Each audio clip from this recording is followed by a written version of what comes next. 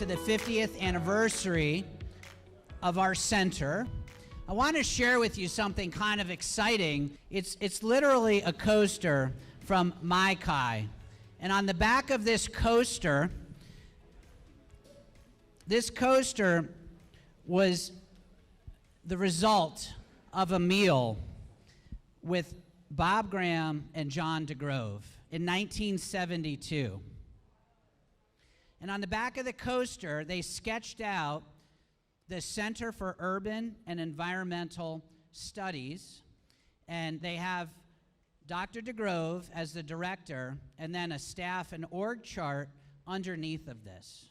And I just find this incredible that from this one little teeny piece of paper about 50 years ago, we are here tonight to celebrate a tremendous amount of achievements that have been achieved as a result of the hard work that Dr. DeGrove and many of you who have worked for him and all of us ever since have been able to achieve. And the work that the Joint Center, now we call CUES, has been doing is instrumental now more than ever before in the history of Florida.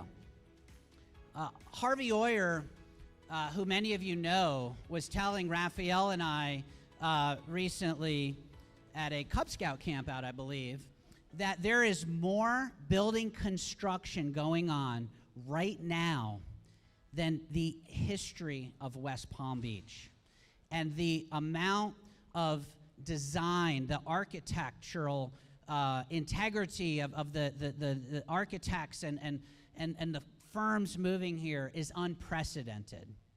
Of course, with development, as we know, comes a lot of issues, and CUES is working at the heart of these environmental issues about traffic and mobility, sustainability, resilience, climate change, and affordable housing. Focused on creating a community of opportunity for all, Mayor James has a vision for West Palm Beach that is resident-driven, focused on neighborhood initiatives, regional collaboration, and community partnerships. And I'm proud to say that we have worked very closely with Mayor James, and the partnership has been outstanding and very exciting to continue to work with them into the future. Senator Bobby Powell is someone who needs no introduction in this audience, as we were discussing, the only planner ever elected in the history of the Florida Legislature. Bobby Powell has served. He has served in the Florida Senate since 2016, previously in the Florida House of Representatives since 2012. He joined Urban Design Studio in West Palm Beach in 2013, and he's a member of the American Institute of Certified Planners.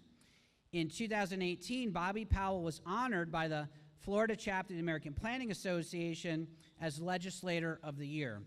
Our collaboration with CUES has helped transform our city's landscape, enhance mobility, the quality of life for residents, and pave the way for a brighter future for West Palm Beach. I'm proud to say that West Palm Beach has been a leader in addressing many of these issues, working toward a more sustainable and equitable future for all of our residents. In partnership with Dr. Renne and other stakeholders, we have been able to educate residents about the real impact of climate change using virtual reality. The city and DDA have collected data on how visitors and residents move around our city. I would venture to say that we are the most walkable city in the county. We have set ambitious goals to become a carbon neutral city by 2050, invested in resilient and green infrastructure and mobility options, and implemented policies to address the affordability of housing for our workforce. Tonight, we gather here not only to reflect on the past accomplishments, but also to envision what lies ahead. As we face pressing issues such as climate change, urban development, workforce, or what I call essential housing, and social equity, the role of CUES becomes even more critical. Together, we can build upon the foundation laid by this esteemed institution, forging a path toward progress, resilience, and inclusivity. But we cannot do this alone. Collaboration between universities, local government, businesses, and community organizations is key to creating a thriving and resilient city. I'm so thrilled to see so many of you here tonight who share our vision for a better future and are working with us toward making it a reality. I would like to express my heartfelt appreciation to the visionary leaders, passionate faculty, diligent staff, and enthusiastic students who have contributed to CUES' success over the years. Your tireless efforts have made our city a better place, and I commend you for your unwavering commitment to making a difference. As we celebrate this milestone, let us also recognize the challenges that lie ahead. Let us pledge to work hand in hand, shoulder to shoulder, bridging the gap between academia and the community to address the complex issues facing our urban environment. Together, we can build a sustainable, resilient, and equitable city that future generations will be proud to call home. You heard earlier that I am the only AICP certified planner in the legislature. This is true. And the real reason I came here tonight is because if you've watched the legislature, raise your hand if you watched the legislature, you realize that the legislature could use more planners.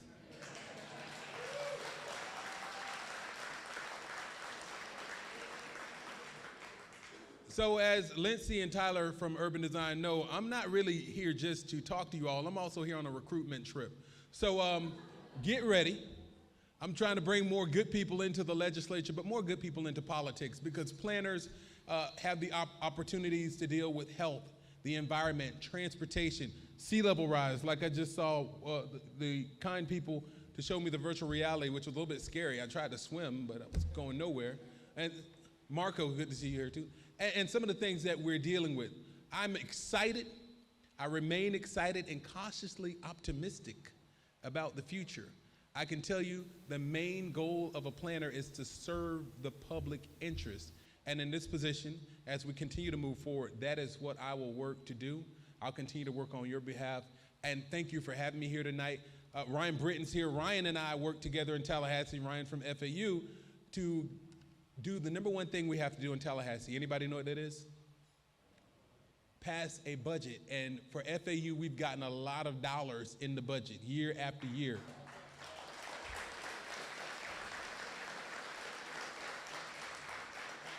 Thank you, Ryan, for helping me do, it is a song that says we be getting to the money. So for getting to the money, thank you all for having me. Remember this, a life of service is a life that counts. Jim Murley is a former director of the Joint Center and CUES, and he's currently the Chief Resilience Officer for Miami-Dade County. He spent over 4 decades working in public policy important to Florida.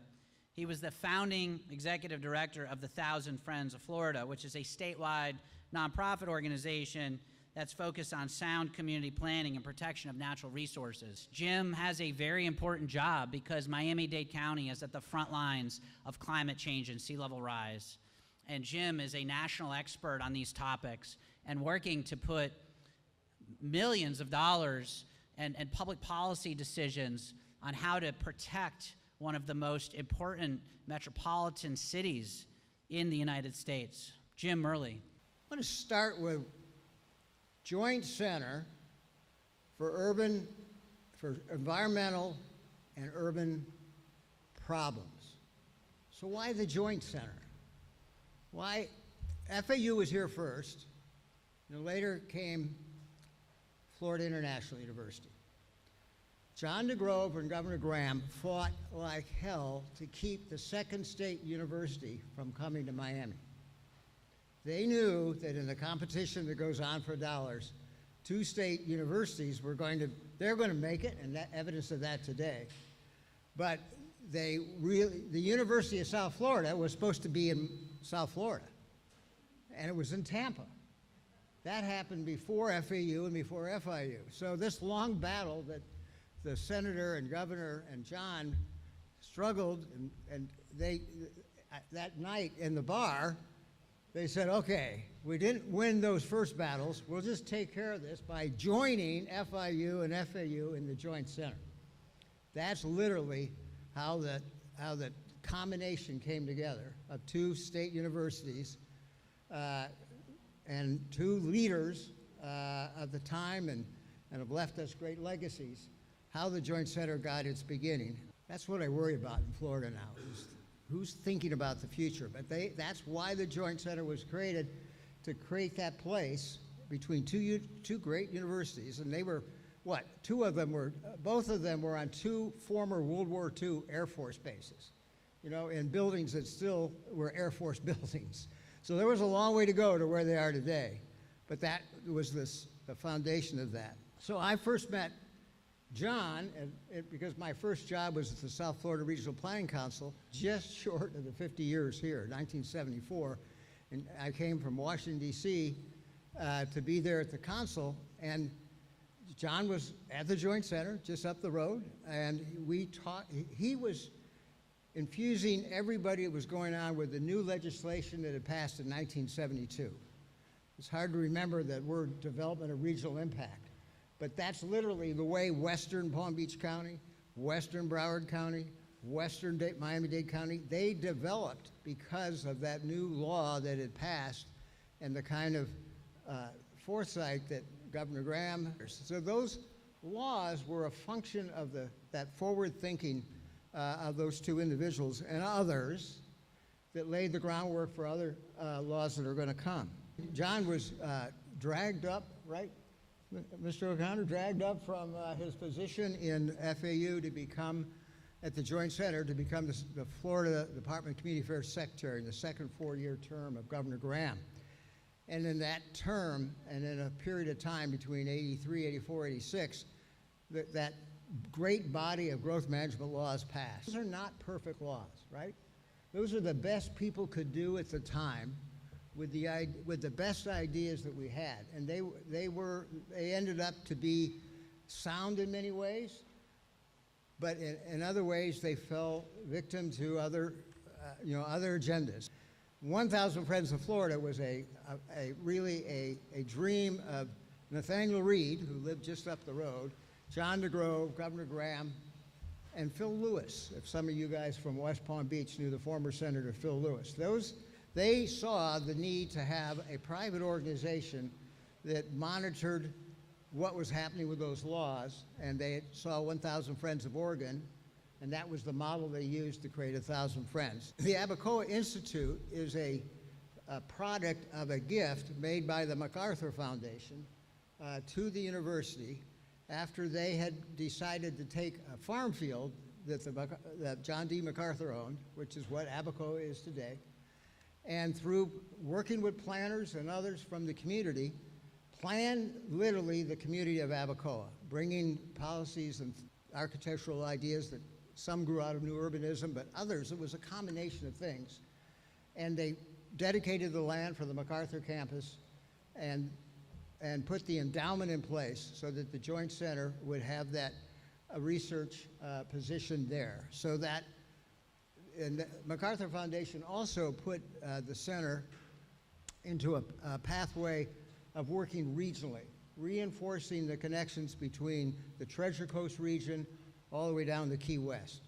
And there were a lot of different lines that were drawn, mapping out different kinds of planning areas, but in reality, the region that really functions is certainly Palm Beach down to Miami, but it really does include those 7 areas. And that regional context became very important to the Joint Center and became supportive of many other planning theories that have happened since. We need to do more here than just honor the legacy of Dr. DeGrove. I will give my check over to become a founding member for the John DeGrove Scholarship Society. But the really important honor for John DeGrove would be to make CUES even more vital and active, the civic place where decisions can be talked about with good data coming from the university and solutions given to the state senator and other elected officials. That's the way to honor the legacy of 50 years of CUES and the great leadership that Dr. John DeGrove brought this community. Susan served as a graduate researcher at the Joint Center from 1972 to 1975, and thereafter she pursued a career at the South Florida Water Management District. She was inducted to the AICP College of Fellows, which is the highest distinction the American Institute of Certified Planners bestows upon a planner. I met Susan when I first came to FAU. I think we served on a committee together to select a dean of the former college that we were in, CDSI, and I got to know her very well. And I can say without doubt that Susan is the hardest working retired person that I've ever met. I want to talk a little bit about what it was like in the old days of the Joint Center. That is a time when there was no internet at all. Everything was, written documents, personal relationships, which was very important as far as working with John was concerned. What a lot of us back in those days didn't realize was what kind of a window was opening up in terms of growth management and water resources and all those other related things that come with that. No idea of what might come to be. And working with John, really opened your eyes. That was the first year that he went to Salzburg to teach in the European program over there, which was primarily planners and related professionals from throughout Europe. Trying to help him create the slides that he used in that lecture. It meant going to the library and reading the congressional record. We were interacting with a lot of different types of local governments and regional governments and state government. That was the time that Florida, we were looking at what was considered to be the largest urban counties in Florida at the time. What that meant was 100,000 population or more. Compare that to, how things are now. It meant that included Polk County. It included Escambia, as well as what were considered the traditional urban counties. It meant also working on a lot of American assemblies. It was a great opportunity to interact with a lot of different people not just in the state of Florida, but in the southeastern region. And it just exemplifies the extent to which John had influence and the extent to which the Joint Center had that kind of influence. And also just the breadth of activities that it was involved in. Nancy Stroud served as a senior researcher at the center from 1978 to 1982, and she currently leads the law firm Nancy E. Stroud, PA. Nancy is also a fellow of the American Institute of Certified Planners, and she is a highly respected land use attorney and author as well.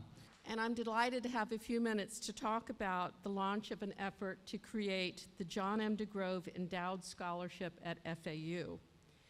Susan Coughanour, Susan Trevarthen, and I had been working together since before COVID, can you imagine, to find a way to honor John's memory and his legacy to FAU and to growth management really throughout the world.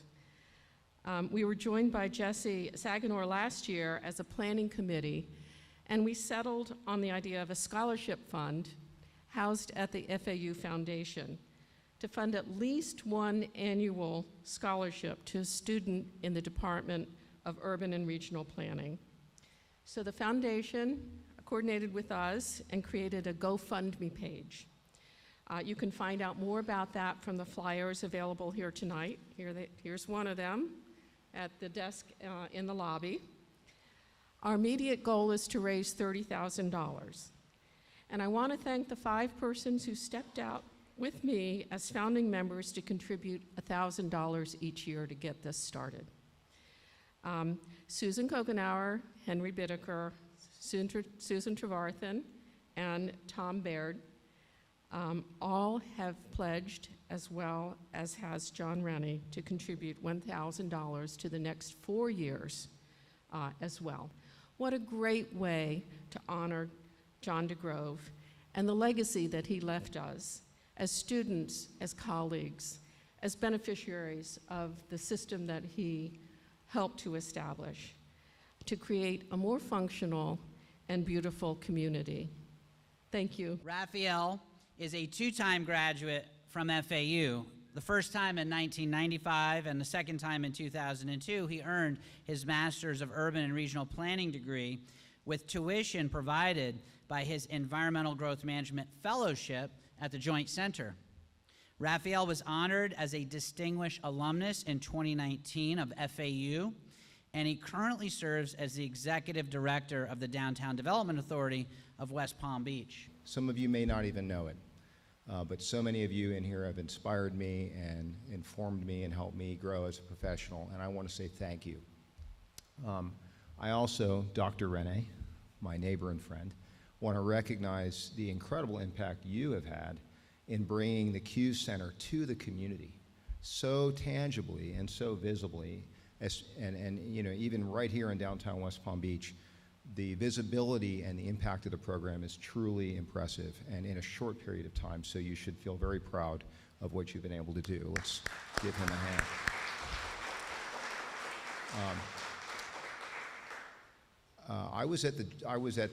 I think it was the Joint Center then, between 2000 and 2002 as an Environmental Growth Management Fellow. I had incredible mentors and teachers there. Yap Voss, Dr. Prosperi, God bless him, he was the hardest professor I ever had, and he was awesome. He loved to ridicule us, but he got the best out of us. Dr. Murley, Dr. Colo, and I really didn't know what I was in for as a professional, obviously, when you're at that point on your trajectory of entering your professional life. But my education and my time there really set me up well to be a professional working in the field of urban planning. And not just with an education and with sort of a vision of what was possible and the value and the importance of what we do as urban planners, but with passion. And I have come to see all these years later, 21 years later, that I think being passionate about what you do is more important than your education and more important than you know, your exact career path. And that grew out of what I saw with the professionals and the people that were involved at the Joint Center way back then. And I couldn't even place a value on that because it has truly inspired me in my career, and I think has given me many more opportunities than I would have had if it was just sort of some run-of-the-mill group of folks teaching urban planning. So if I was to leave anyone with advice, if any of you young folks are students here, what you do as professionals really matters and really makes an impact on your community. And as I tell my kids, those Marvel comic people might be the heroes of today, but urban planners are the heroes of tomorrow. Lentzy was a graduate researcher in our center from 2018 to 2020. He was honored by the American Planning Association in Florida chapter as the Outstanding Student of the Year when he graduated. He earned his master's in 2020, and he joined as a planner for Urban Design Studio working here in downtown West Palm Beach. And I've just been so proud to see Lentzy's career flourish as a professional. So Lentzy. So when I was, as Dr. Renne mentioned, a young whippersnapper at UCF, just graduating, I had an idea of what planning was. I took a few minor classes in the program, but didn't really have a full concept of it. So luckily, through an internship at Urban Design Studio, and through Colleen's guidance and Susan's guidance, they said, hey, maybe you should check out FAU for the graduate program there, and it turned out to be a wonderful decision. FAU does a fantastic job of exposing these students in that program, not only to the decision makers in the community from a planning perspective, but also hands-on projects that really expose you to the professional world. And from where I was coming, I didn't really have much professional experience, so they prepared me better than I could have ever imagined, and I'm super appreciative of it. Some of the neat projects I was able to work on with Dr. Renne in the program was transit-oriented development research. We worked on some community outreach and survey research through the sea level rise virtual reality simulation, which you guys see over here, which is really, really neat work. And probably my favorite And again, really hands-on work in the community was in the warehouse district at Jefferson Terminal District, where the Grandview Public Market is, and being able to, again, work on hands-on items that you get to see the fruits of as you go. So again, I'm just super thankful to be a part of this program. What FAU does a fantastic job of is really caring for their students and wanting to see their growth. I see some of my older professors here, Dr. Lee and Dr. Mitsova. And it's not just me, but it's my other colleagues and peers and past students that I see working all over the county, all over in different public and private firms. And it's just really encouraging to know that the people I went to school with are going to be the next future planners and decision makers ahead. So again, thankful to everybody and happy to see the continued growth of CUES and FAU. I contacted Professor Saginaw in 2017. I found out about planning. I just read a little bit about it, and I was interested in the program. I wasn't sure. I didn't have a planning background, so I wasn't sure if that was the right direction for me. He gave me permission to take one graduate course. I didn't really know where I was going, like, professionally. And so I took this one course in planning, and I really liked it. So by the next fall, I was a student of urban and regional planning at FAU. And today I'm an entry-level planner, and I am forever, forever grateful for Professor Saginaw, for FAU's urban and regional planning program, and for the CUES, which I have learned about more recently. And it's just great to connect with other planners and be part of a movement that's helping create better communities. I graduated with my master's degree in urban and regional planning from Florida Atlantic University. I had the opportunity to be a graduate research assistant in the Center for Urban Environmental Solutions, and I am super excited that I got the opportunity. I was able to do research on sea level rise with the virtual reality, and it was such a great experience, and I'm grateful for everything that FAU has done. So I came down from up north in snow, and sitting at the beach at Boca Raton, and realized there was a university there. I had some knowledge from one of my professors in Pennsylvania, describing the community and the growth management program. Had I ever heard of urban planning? So I looked into the program and enrolled. I had to work my way through school myself, so it took me a few years to get through the university. One of my odd jobs was working as an ambulance attendant in Boca Raton. And I went to the hospital, the Boca Hospital, and the ER nurse, her husband was the chief planner at the Boca Raton Planning Department. And she said, there's an internship opening. I want you to go over there. I've already talked to my husband about you. So I went over and I was hired. And I did the internship for, I guess it was about 5-6 months. Graduated on Saturday, started at the city of Boca Raton on Monday morning. Climbed up the ranks at Boca. At 25, I was the zoning official of Boca. Things that you see in the city today, there was no I-95. Glades Road was a 2-lane road. The stuff that I handled was the Arvida Park of Commerce on Yamada Road. There was the master planning for the industrial park. All the lands on Glades Road, I-95.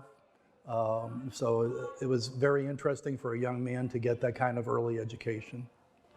Left the city, went to work for Westinghouse Communities, the designer and builder of most of northern Fort Lauderdale, the entire city of Coral Springs, city of Parkland. Again, you know, it was a wonderful experience working in the private side, actually designing and building communities from scratch. And that was my design phase. By 30, I was the vice president of the company. They sent me to Phoenix for a couple of years, gave me 16,000 acres and said, design a city. So it lasted 2 years. Our land partner got into trouble and they brought me home, put me in charge of Parkland, and I was on the team that designed and built Parkland. So then when Westinghouse sold the company almost 30 years ago, I went into the consulting world, worked for some engineering companies for a few years, and I've had my own practice for 24 years, 23 years now. Well, the basic program, that I did, I had to get to work. I did not have time to get a master's degree. I did the on-the-site training program. But the professors that I had at the time were in the early days of Boca, Dr. Tata, Dr. Lee, Dr. Schultz, who was the quantitative methods statistical guy. I ended up hiring him later on in my career, and he helped me do population studies in city commission districts. So you never know how you're going to interact with your professors and where you're going to meet up in the future. I'm a basketball fan, so when I hear CUES, of course, first I think of CUES, the center, of course. But then I hear Syracuse and Syracuse basketball, and I think this is the only team that FAU didn't beat in its run to the Final Four, right? How about the Final Four? Historic moment for FAU. It was a very, very exciting and helped raise the profile of FAU across the country. It was that bold thinking. If you think about going to the Final Four as a bold movement that we were part of. Founding CUES was a bold movement that we were part of, and we think about a better tomorrow at FAU. 50 years ago it was founded, as we said many times ago. The university was founded 60 years ago. It's almost as old as FAU is.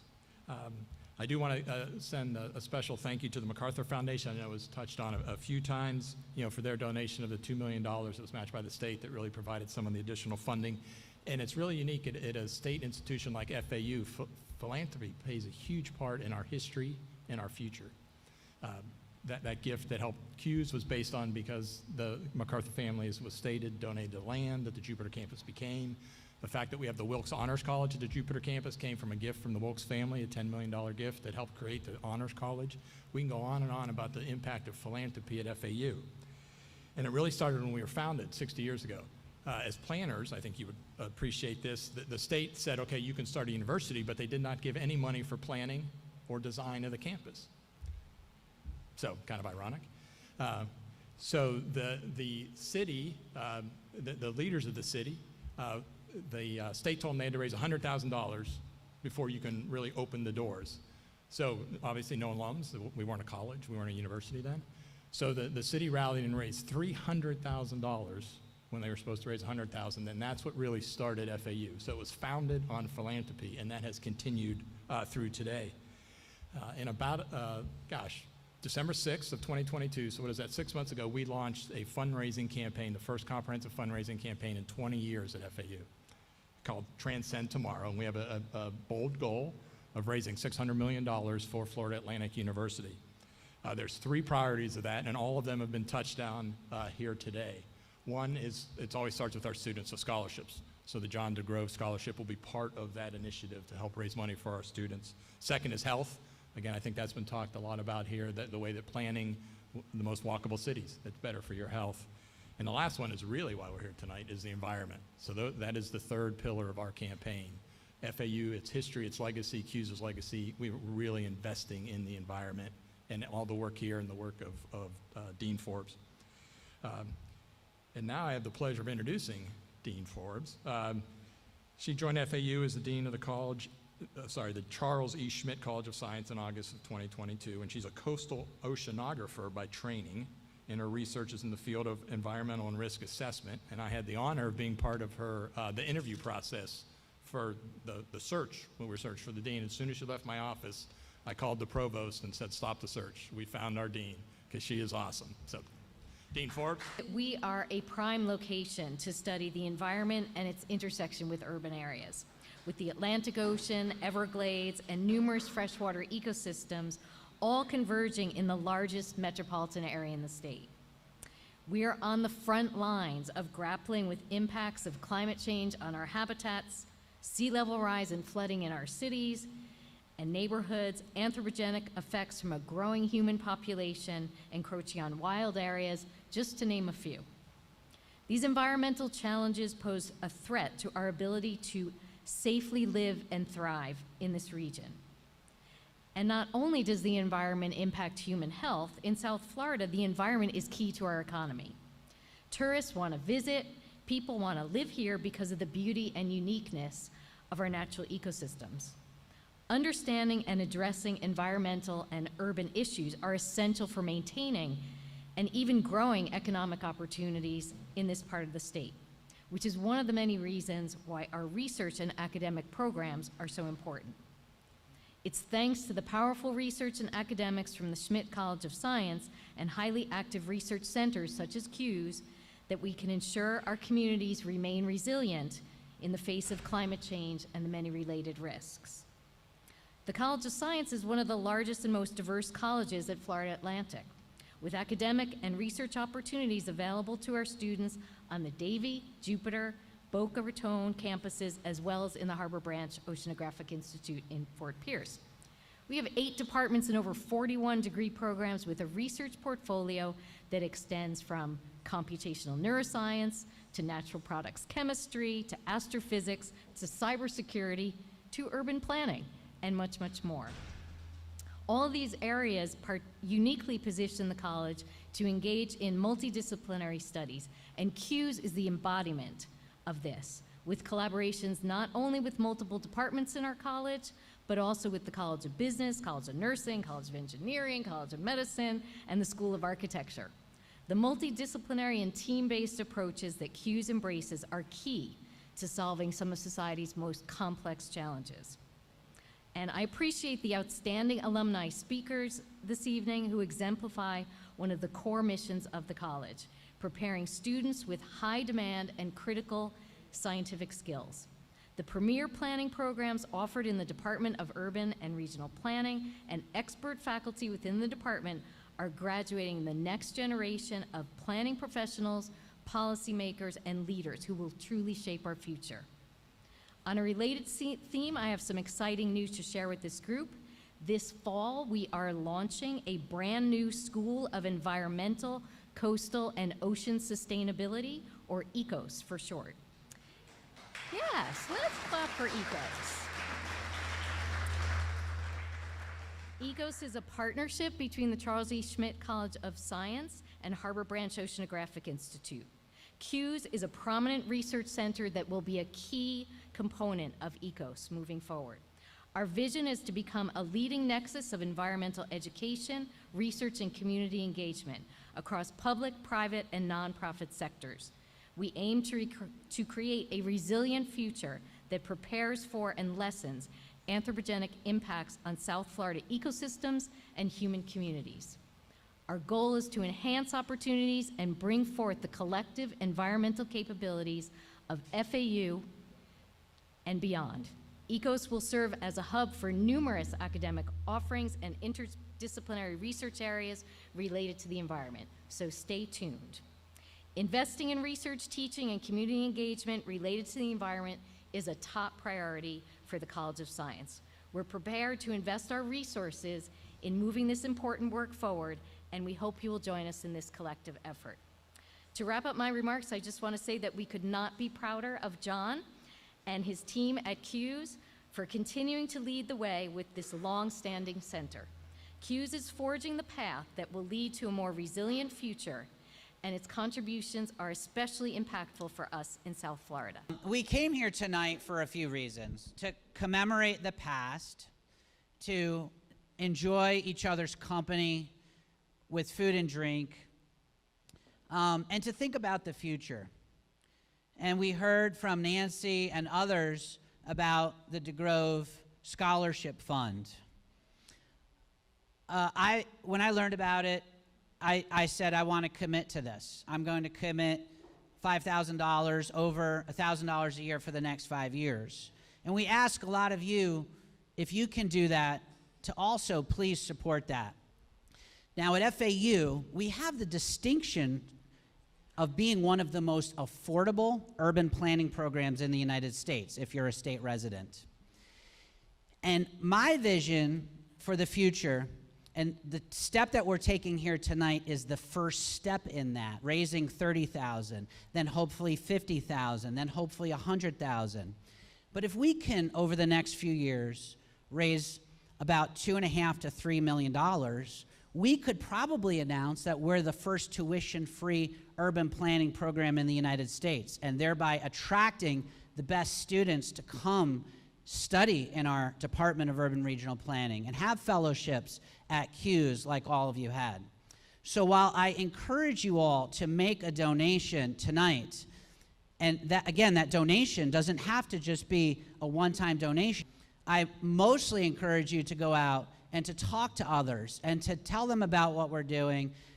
Contact us, let us meet with them, and let us make this vision a reality. We have been working very hard on resilience and sustainability and trying to ensure that our communities here in South Florida can be a model for how to thrive from a quality of life standpoint, which includes planning for environmental issues, a thriving economy, addressing our transportation issues in terms of traffic and mobility, and creating healthy communities that provide opportunities for all segments of society. And the work that we do touches upon issues such as land use planning, transportation planning. We look at climate change and sea level rise. And we look at everything from policies and plans and engaging with the community, and we take advantage of modern technologies like virtual reality and developing apps in order to be able to try and provide planners and communities and elected officials and mayors with the cutting edge technologies to engage with their communities to address these particular issues. We're very excited about the work that we're doing in South Florida and also beyond Florida. And we hope that working with local elected officials and with developers and nonprofit organizations and government agencies, that we will continue to honor the 50-year legacy that our center has embodied in South Florida, well into solving the current problems of today and into the future, as Florida is one of the fastest growing regions in the United States, faced with some very, very complex environmental challenges. And CUES is a leader in being able to help with all these issues.